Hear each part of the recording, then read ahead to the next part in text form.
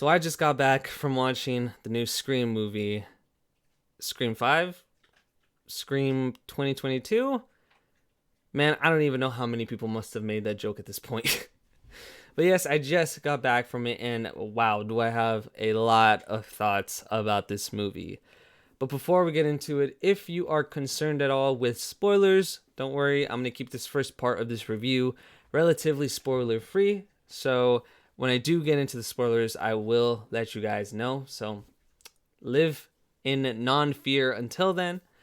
But with that being said, let's just get into my thoughts and my history with this amazing franchise. Now, I wouldn't call myself the biggest, most massive Scream fan out there, but I would consider myself a pretty big fan. I love the first original Scream movie. I think it is a classic, and it was one of the first slasher movies that I ever saw. I saw Halloween, and then I saw Scream. Those are the two that stand out in my mind. The second Scream movie is also just a freaking classic to me. The third one, I know a lot of people kind of like to hate on that one. I actually find some enjoyment in it. And the fourth one is, again, I think is an awesome movie. So far, at least in my opinion, and I think in most Scream fans' opinions, there hasn't been one bad movie in this franchise. And with Scream 2022, that trend continues, and I'm so happy to freaking say that. When I found out they were going to make another Scream movie without Wes Craven, may he rest in peace, I was pretty worried. I wasn't sure how it was going to pan out. You know, when somebody else comes in and handles a new movie in a franchise that has been really driven by its sole creator, not sole creator, but it's one of its creators, Wes Craven, you get pretty worried. But you get the directors from I can't remember the name of the movie, Ready or Not, which is Matt, I can't pronounce that last name, Matt Olpin and Tyler Gillett. I think that's how you pronounce it. My bad if I pronounced it wrong. But you got them come in and direct this movie. And to say that this movie felt like it could have been directed by Wes Craven is an understatement. Like, my God, it is uncanny how similar this feels to the older Scream movies. There was points when I was watching this that I was like, holy hell, does this feel like a Wes Craven movie? Honestly, props to these guys, because I don't think anyone else could have pulled it off quite as well as these guys. Oh, Lord. Okay, so everyone knows that in Scream movies, there is some meta commentary about, the horror franchises and horror in general, scary movies nowadays. And in Scream movies, it's almost like the characters know that they are in a horror movie. No, not almost. They do know that they're in a horror movie.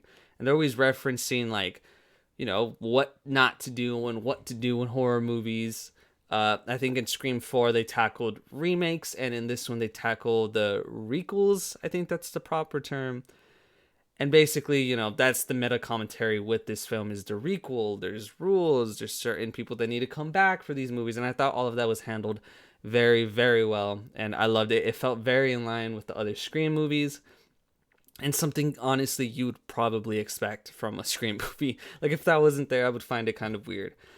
But let's get into the rest of the movie. So you have the legacy characters coming back, which is Sydney. You got freaking Dewey coming back. You got, I'm not remembering her name right now, Gail Weathers. You have them all coming back for this movie, reprising their roles. And you're also having new cast of characters, which, honestly, I thought all of them did a pretty freaking good job, especially the new main characters. I think Tara and Sam Carpenter, which, nice homage to John Carpenter. But I thought those two new leads did a very good job, and I actually started to care about them and their reasonings for why they are the main characters in this movie and what's going on with them was actually pretty interesting and something I'll get into later on in the spoilers. But the surrounding cast around them, I thought also did a really good job. And honestly, in every Scream movie, some of these guys feel like they're just there to be taken out by Ghostface. And you're going to have that to a certain degree in any Scream movie that's going to come out. And you've had that in a certain degree to every Scream movie that's come out before. And in this one, it kind of feels that same way. But I thought that the way some of these characters go out was pretty cool and interesting and pretty brutal. And that gets me into Ghostface himself. Ghostface in this movie has got to be the most savage, intense Ghostface in any Scream movie. And that's really saying something. Like, when this guy goes after people, he goes after people. It is not pretty what happens once he goes after them. And that honestly kind of took me by surprise. I wasn't expecting all of that. And it was quite surprising when I saw how savage this was. Ghostface in this movie is exactly what you would want him to be. He's playful with his victims right before he gets them. He's freaking intense how you want him to be. And it's funny because he has that classic, like, oh, I'm falling over stuff, I'm gonna get hit by the people that I'm trying to kill. Like, it had all of that. It felt like a classic Ghostface encounter whenever he popped up, which I thought they handled him so freaking well. The legacy characters, again, I like their introductions. I like how they were brought back. I like their roles in the movie. Dewey himself, my God, what an fantastic performance by freaking David Arquette. He honestly stole the show for me. Every time I saw him on screen, I was so in love with his character. He's been my favorite character in all the Scream movies, but in this one in particular, you really feel for the guy, and I really did as well. And I just love him. He was awesome. You have Neve Campbell coming back as Sidney Prescott, and that was cool. Although, I will say, I would have liked to see her a little bit more in this movie. I think they utilized her quite well, but I don't think that she was in this movie as much as people would like. But for what she was, I thought they did an awesome job. You also have Gail Weathers, played by Courtney Cox. She comes back, and I thought her role was also really fantastic. So all of the original characters that they bring back, I thought they did a lot of justice for. And yeah, exactly what you would want, with some surprises in there. But again, we'll get into that in spoilers. And another thing I really liked in this movie was those classic songs, soundtracks from previous movies, specifically with Dewey and his little soundtrack that he has. When I heard that, it honestly kind of got me emotional, just ever so slightly. And those classic, Scream themes that rhymed that come back in this movie, it really just makes it feel all that much more like a Scream movie. And as a fan, I very, very much appreciated that. Let's see, what else? I thought that the final third act was pretty satisfying as a Scream fan.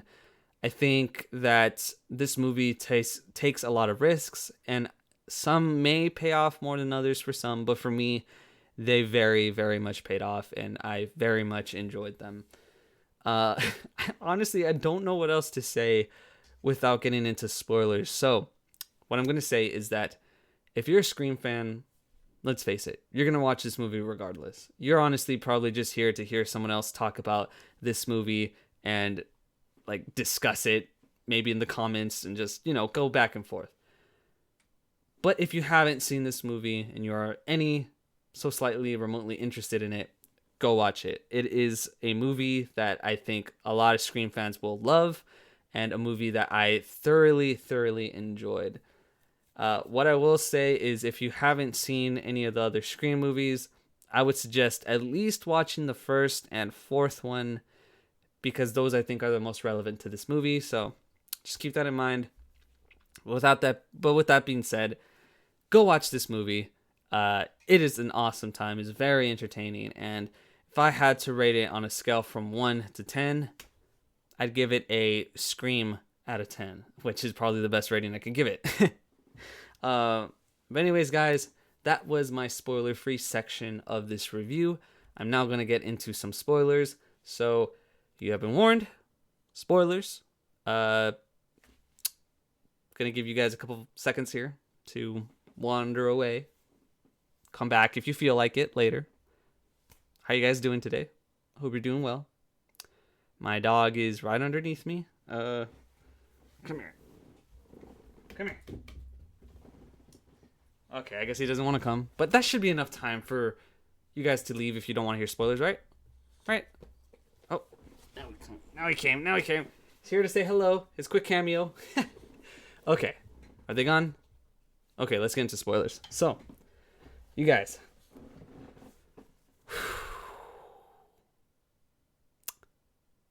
Wow.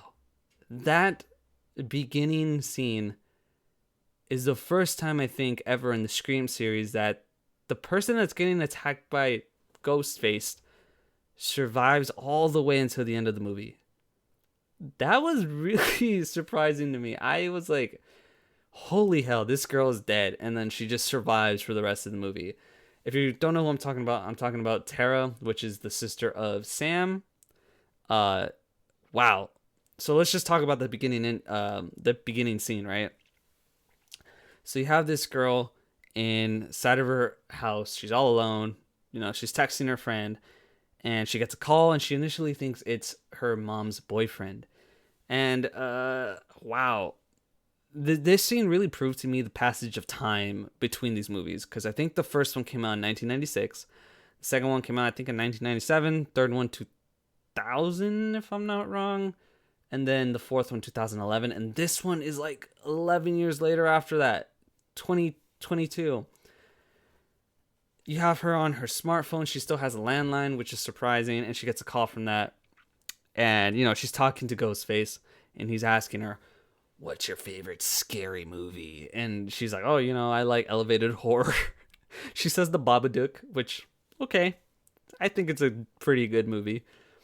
And, you know, they're just going back and forth. And the reason why I say it shows me the passage of time is because she's locking the doors with her phone off the security thing. And Ghostface is fucking with her. And eventually he gets into the house. And oh my God. This is what I'm talking about, the brutality. He just straight up goes for her. He stabs her. He stabs her through the hand, rips it out. And he keeps stabbing her until eventually he slices her. And that's where we get the reveal of Scream. At least the title.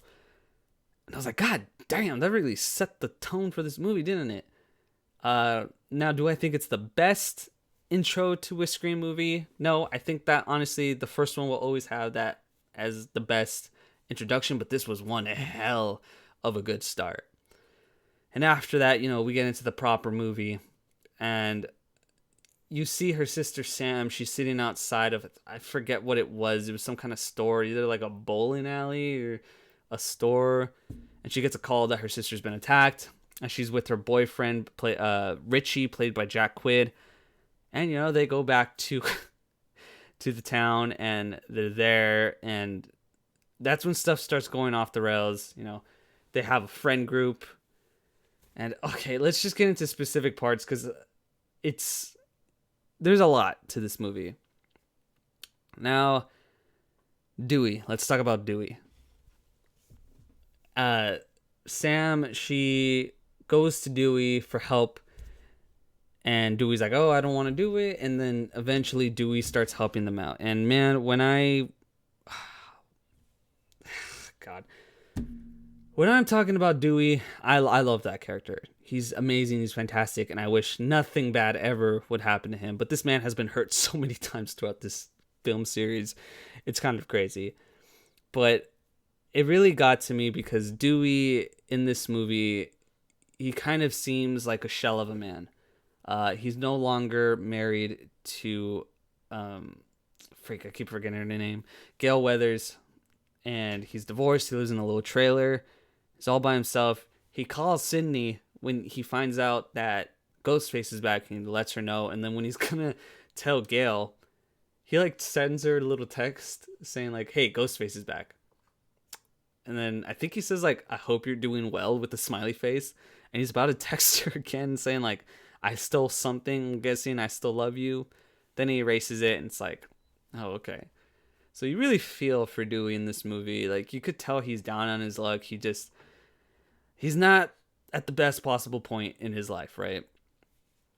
And it's so sad because he's just watching Gail on like her little show that she has on his TV, and I guess he does this every morning just so he could feel like she's still there with him. And I was like, oh my god, why'd you guys have to make him such a sad character? But anyways, so there's that with Dewey. And let me go back a little bit. Something interesting with Sam's character is that she is actually the daughter of Billy Loomis, which is the one of the two ghost faces in the original movie. That was Sydney's boyfriend who was trying to kill her. And they give an explanation as to how she's related to him, which, okay, I bought. And there's this whole drama between her and her sister about like why she left, and her other friend is mad at her because, you know, she mistreated her friend and whatnot. But she's having these like hallucinations of Billy, and wow, does that guy still look pretty young? Like you could tell he got older, but Billy, that actor, wow, he aged like fine wine. But she's having visions of him. It's kind of like a red herring of like, is this girl one of the ghost faces? Is she trying to kill people? Is she really all there? It kind of makes you question. And every Scream movie does this to a certain degree, where there's like red herrings everywhere. This movie is no exception. You kind of have them all over the place. But there was that, and then I'm forgetting so much. I literally just saw this movie. But you have her and her boyfriend Richie go to Dewey's house asking for help, and then he eventually helps them out, and they have this meeting with the friend group.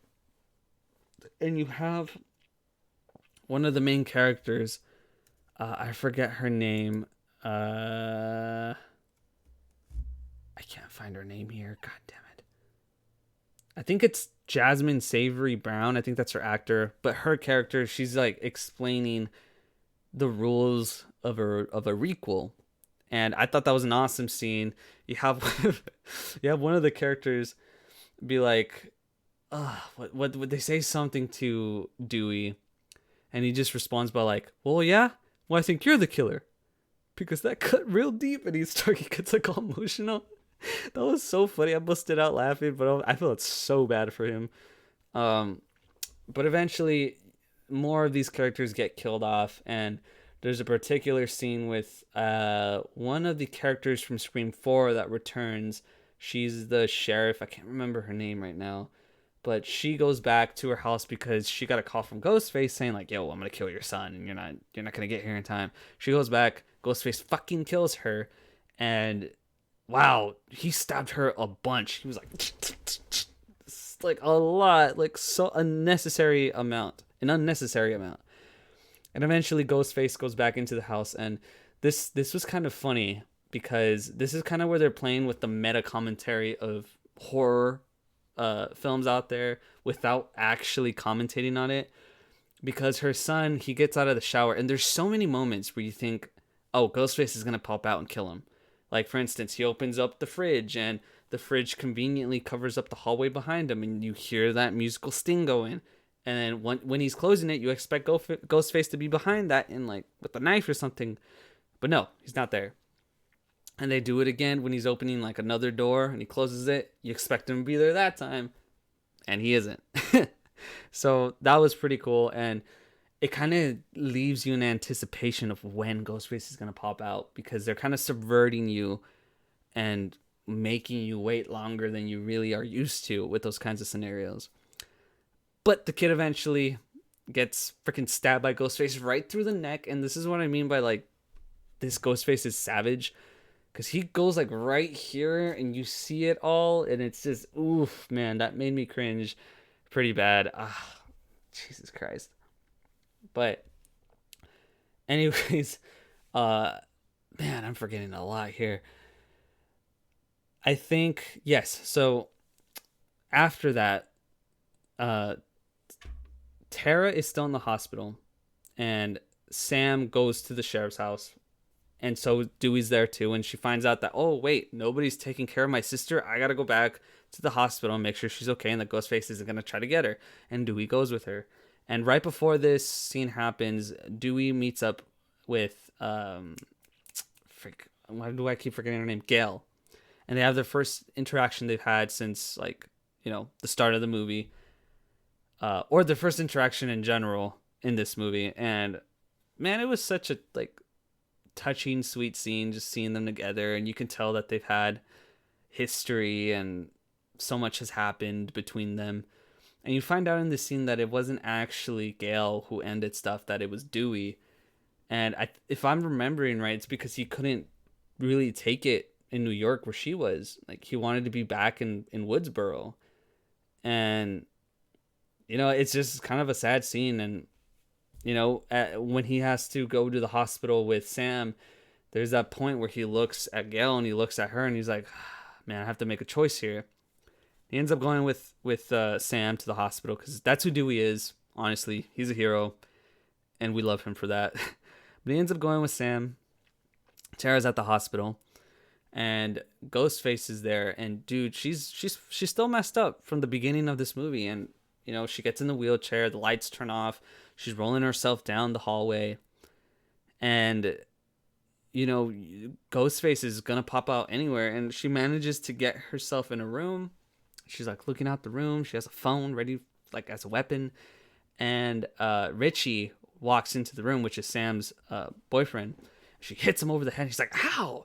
Like, what was that for? And then she's like, oh, I thought you were Ghostface. And then Ghostface actually comes in and tries to kill Richie, and he gets knocked out, whatever. And Sam manages to get out of the room. And she's rolling her way down. And all the while, or have I been saying Sam? My bad. I mean Tara. Tara rolls herself out of the room. And all the while, Sam is trying to call her. And eventually, I think she calls Jack, and Ghostface answers the phone. And he's like, I'm going to make you choose between Jack or Tara. And you got to choose which one lives, which one dies.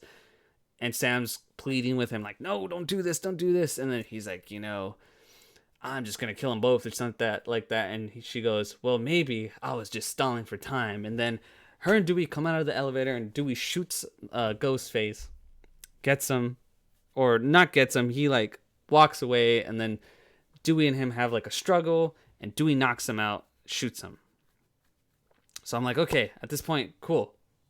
They're walking away. They're walking back towards the elevator, all of them. And Dewey stops and he realizes, I didn't shoot him in the head. I'm like, that's the rule of a horror movie, or at least the stab movies or horror in general. Gotta shoot him in the head, or else they come back. So he gets out of the elevator right when it's closing, and he's like, yeah, I'm gonna go do this. At this point, I had a sinking feeling in my stomach. I was like, oh my god, no. Dewey's all by himself with Ghostface. I don't predict this ending well, and it doesn't. Dewey goes back, gets his gun. He's about to shoot Ghostface, and earlier he had told him, like, not today. You're not going to kill me today. And Ghostface gets up, stabs him in the front, stabs him in the back, and, like, slices him up. Ah, man. And Ghostface goes, it's been an honor. And it's like an honor killing the legend himself. And Dewey dies. And I could see a lot of fans getting upset at this, but the reason I don't is you've had 4 movies where these 3 characters all live. There's spots in those older movies where you think one of them might bite the dust, one of them might die, one of them gets shot, one of them gets stabbed. These guys have lived through so much. I think by the 5th movie, one of them was going to go. And I think if any of them were going to go, it'd be Dewey. It makes the most sense. He basically gave up his life trying to make sure that these people were going to be okay. And it's a fitting end for him. Like, I don't think that he went out like a bitch or anything. I thought that Dewey went out trying to do the right thing, and it was a good end for him. And it really makes me emotional. It kind of makes me emotional now because this guy, he's just been such an awesome character in all these movies, and this is it. This is it. This is an end. And after this point, freaking Gail, she comes back, and Sydney also comes back at this point, and just seeing the reaction that Gail has to it, it was really oof, that hit home. And then she meets up with Sydney. Sydney, Sydney. I think I keep saying that wrong. And that was a nice reunion. But eventually, Sydney, she starts to talk to this new girl, Sam, and she's kind of talking like, I've been through this before. Like, we can get this motherfucker. We get him for what he did. Like, let's kill him, because that's the only way to be certain. Running doesn't help, because I think at this point Sam wants to take Tara and just leave. But she doesn't really listen, and she ends up leaving. And Sydney, she's smart enough to put a tracker on her car, and they end up following them. Now, at this point, Tara's in the back seat. She's like, oh, I forgot my inhaler. Gotta get one. I left one at Amber's house. They go to Amber's house, and there's a party going on. And it's funny because here there's a lot of those like classic Scream tropes going on. They're like, oh, don't go into the basement by yourself. Like, oh, I'm not following you upstairs to have like premarital sex. I don't know if you could be the killer or not. It was just a lot of funny meta commentary on all of that going on. I really loved that. I appreciated that a lot. But I think you got like 1 or 2 kills there. I know that Jasmine Savory Brown's brother dies, but I'm not exactly sure, because at the end you see someone getting put in an ambulance. I'm not sure if it was him. But anyways, I think that was, who was it? Chad? Maybe that was his name? Whatever. One of them dies outside by Ghostface. And fast forward a little bit, Tara gets there. She's going to get her inhaler. Everyone gets kicked out of the party by Richie. And, Richie's looking for beer. He has a funny conversation with the girl on the couch. He's like, I shouldn't go down there by myself, should I? She's like, nope. You want to come with me? Nope. He's like, okay. And he still goes downstairs. And this scene was so freaking funny to me, because it was like a scene within a scene. The girl on the couch is watching Stab, the first Stab movie, which is based off of the first Scream movie. And in that scene, they're watching the Halloween movie, which they also watched in the original Scream movie. And it's funny because in that scene, you have the character going like, look behind you. He's behind you. You need to look behind you. And in the actual movie, she's like, oh, yeah, you need to look behind you, buddy, because there's someone behind you ready to kill you. And at the same time, Ghostface is behind her, getting ready to kill her. It was such a funny like scene within a scene within a scene. But she's actually smart enough to turn around. She's like, oh, shit. And, Ghostface tries to kill her. She runs away, or no, she gets stabbed, and she's like on the corner or whatever. And man, I must be skipping a lot here, but freaking at this point, Sydney and Gail are arriving, and I think everyone is downstairs, and they're like in a circle, and they're trying to like figure out who's the killer. And you see, what was her name? Think Amber. Yes, Amber actually turns out to be one of the killers, which I'm not gonna lie, I kind of saw coming. She looked creepy. She gave off creepy vibes, and she shoots one of them. And when Sydney and Gail arrive, she walks out there pretending to be her. She's like, oh, help me, help me. And it's Sydney and Gail are just like, this seems like a trap. Yep, it's a setup. And then freaking Amber's just like, fuck it. And she shoots Gail in the stomach, and Gail's like, Sydney, go in there, take care of business. So Sydney goes in there. She's looking for Amber, and she's just, I love this scene because she's not taking any shit. She's like, show yourself within 5 seconds or I'm shooting. And she goes through the house, just shooting through doors. And eventually she gets upstairs and she shoots through a door and she shoots Richie by accident in the leg. He's like, what the hell? And she's like, why didn't you announce yourself? We're shooting through doors. I'm not going to announce myself because you might kill me.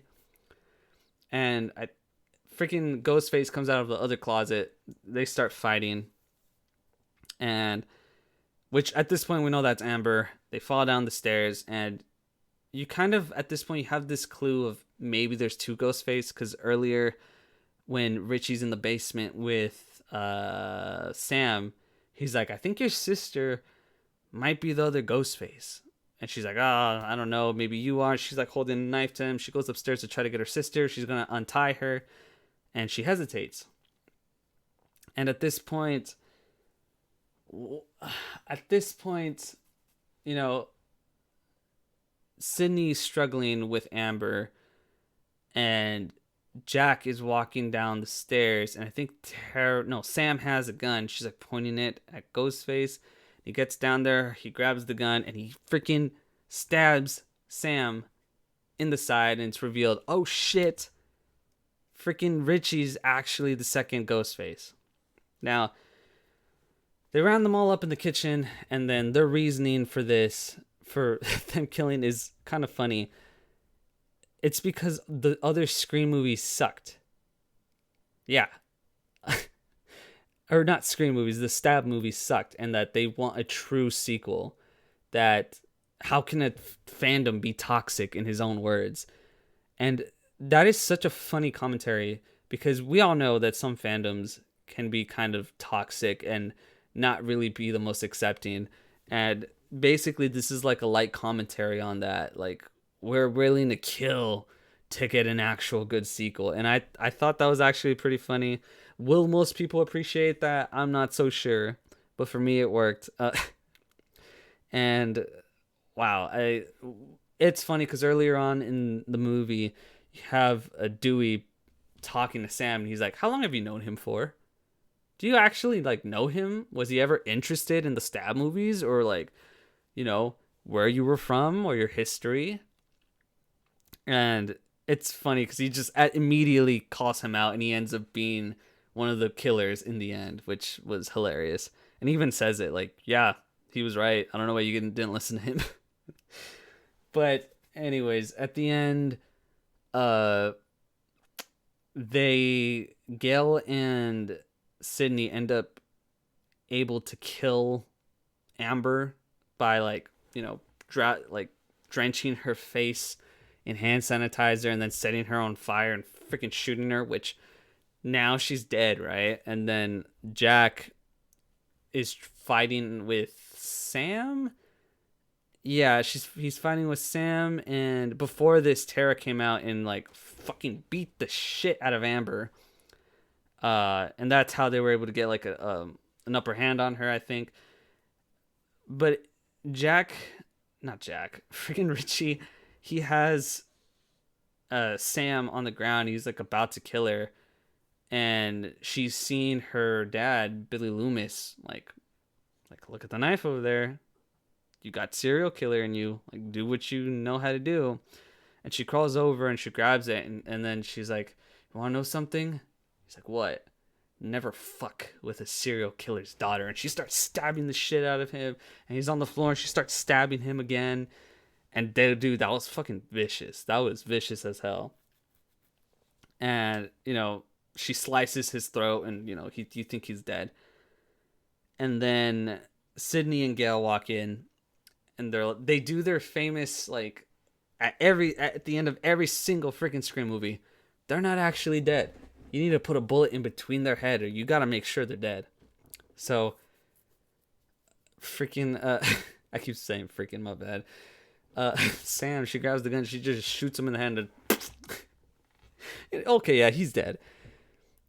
So he's not getting up. And then out of freaking nowhere, Amber, her burnt freaking self, walks through the doorway screaming with a knife, and they just shoot the shit out of her. And okay, now she's actually dead. So the movie ends with the characters that are still alive going to the hospital, and they even have this funny, like, "I don't want to go to the same hospital that you took me before because that's where I almost died." And Sam sees Billy for the last time, at least in the movie, in the reflection, kind of an eerie note. Honestly, I'm not too sure what that means, but he's like smiling at her as if like a good job. And you have Sydney and Gail sitting on an ambulance. They talk to each other with like the old blood and the new blood. Like, good job, you did a good job. And then, they part ways and the movie ends. And the movie ends with Ghostface slashing the camera.